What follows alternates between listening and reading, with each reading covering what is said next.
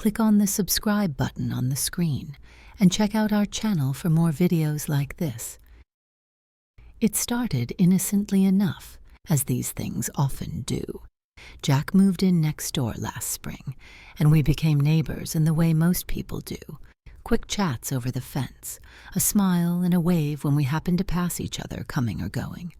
He was friendly, in that easy-going way that made you feel like you'd known him for years, even though it had only been months. At first, I didn't think much of it. My life was busy enough. Between work, keeping the house in order, and balancing my marriage to Mark, there wasn't much room for anything else. But Jack was always there, just on the other side of the fence, and over time our small talk started to stretch into something more. We'd talk about little things, the weather, weekend plans, how the neighborhood was changing. I didn't think twice about it. Why would I? He was just my neighbor. Besides, I was happily married, or at least that's what I told myself. One evening I found myself in the backyard after dinner, enjoying the last bit of sunlight before it faded into dusk. Jack was out there too, watering his garden. He looked up, caught my eye, and smiled in that easy, familiar way. Without thinking, I walked over to the fence, leaning against it as we started chatting like we always did. But this time felt different. I can't say exactly what changed. Maybe it was the way the light hit his face or the soft breeze that made the moment feel almost too perfect. Or maybe it was the fact that Mark had been distant lately, more absorbed in work than in us, and I'd been feeling, well, I wasn't sure what I was feeling. Lonely, maybe, unseen. We talked for a while, longer than usual, and I realized how easy it was to talk to Jack, how natural it felt. He was funny, in a dry, understated way, and the more he made me laugh, the more I found myself lingering by the fence. I didn't want to go back inside just yet, not when I was enjoying myself like this.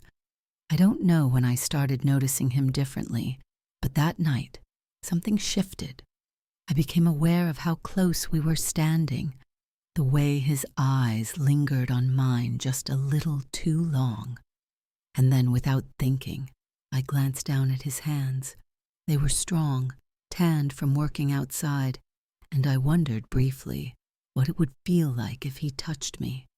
I caught myself, my heart suddenly racing. What was I doing? I wasn't that kind of person. I loved Mark, but the thought was there now, and no matter how hard I tried to push it away, it stuck with me.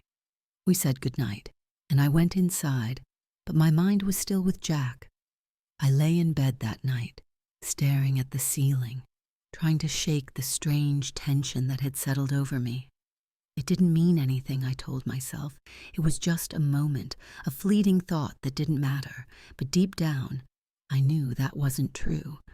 Something had started, and I wasn't sure how to stop it.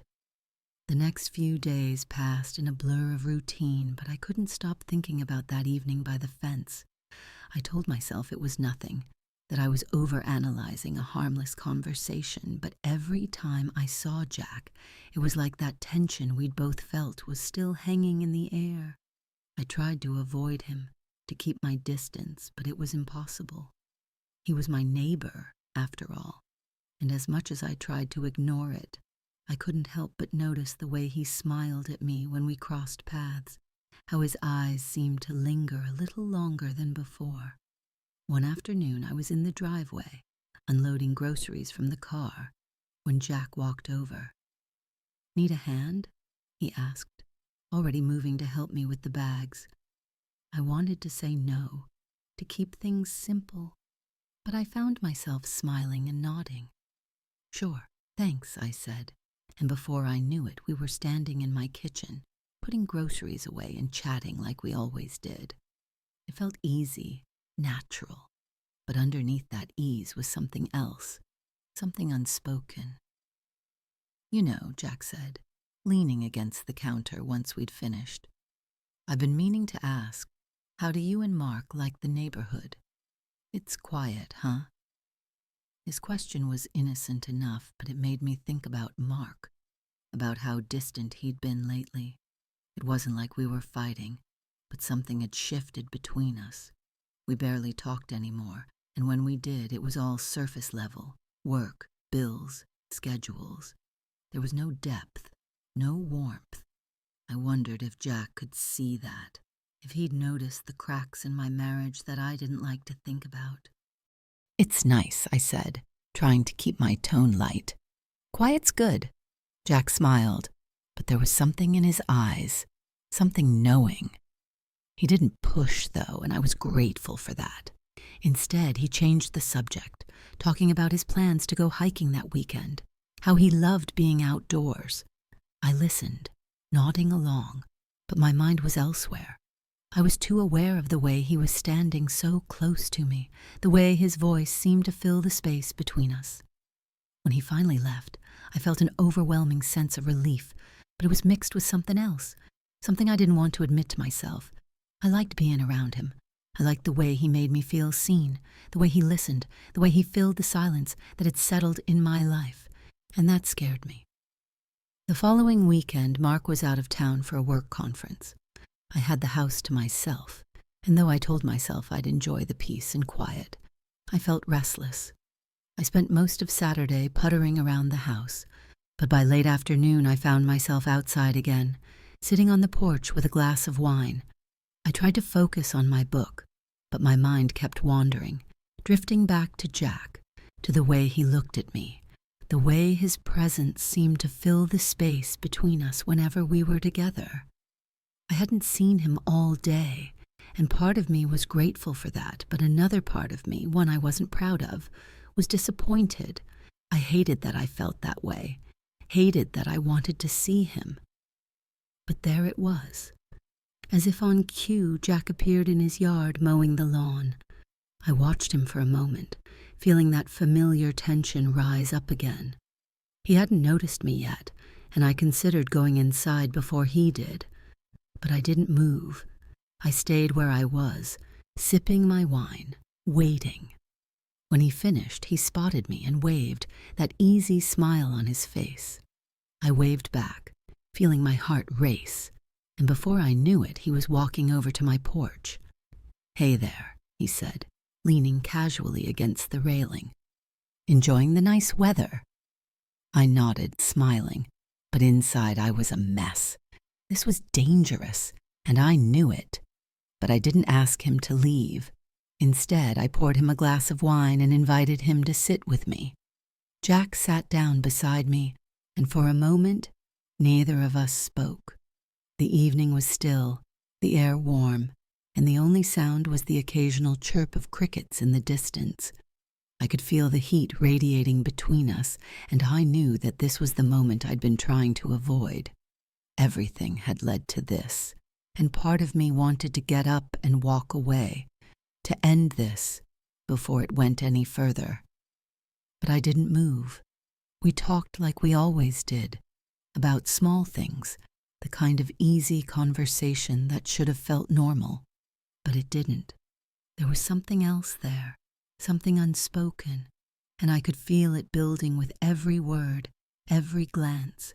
Jack's voice was soft, low, and I was too aware of how close he was sitting, how his knee brushed against mine ever so slightly.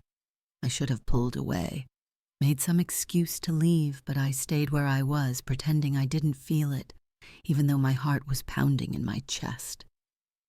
"So, where's Mark this weekend?" Jack asked casually, though his eyes lingered on mine for a moment longer than they should have. "He's at a conference," I replied, trying to keep my tone light, but there was something in his gaze that made my breath catch. He knew I was alone, and I knew that he knew. It hung between us like an unspoken invitation. The silence that followed was thick, heavy. I could feel the tension between us, pulling us closer in a way that felt both exciting and terrifying. Jack's eyes dropped to my lips for the briefest moment, and I felt a rush of heat flood through me. I looked away quickly, my pulse racing, but it was too late. The fleeting moment had already crossed a line that I'd been trying so hard to keep in place.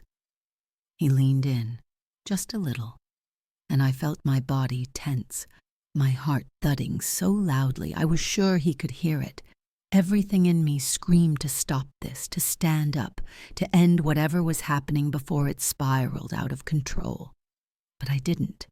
I stayed rooted to the spot, frozen in place by the weight of the moment, by the pull of something I didn't fully understand. "Lisa," Jack's voice was barely above a whisper, and when I finally looked at him, his eyes were filled with something I hadn't let myself see before. Want, need.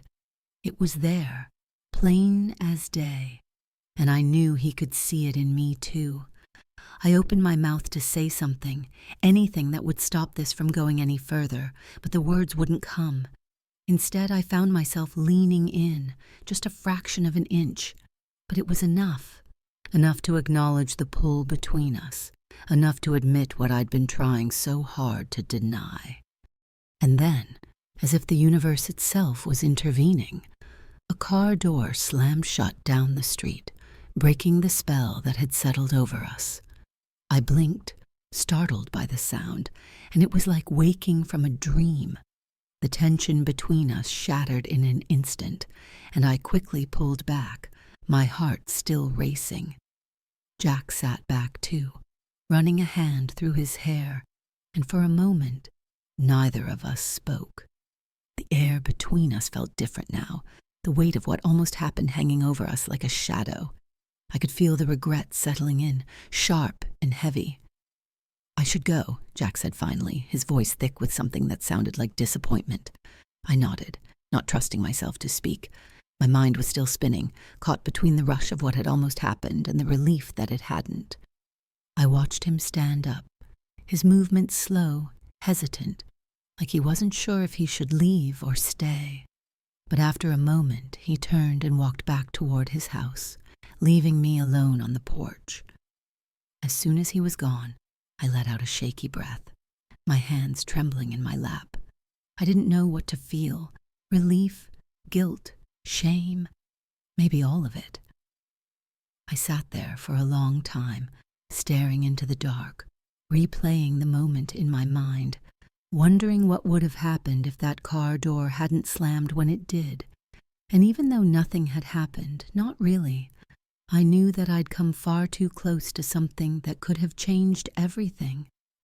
Since you enjoyed this video, click on the subscribe button on the screen and check out our channel for more videos like this.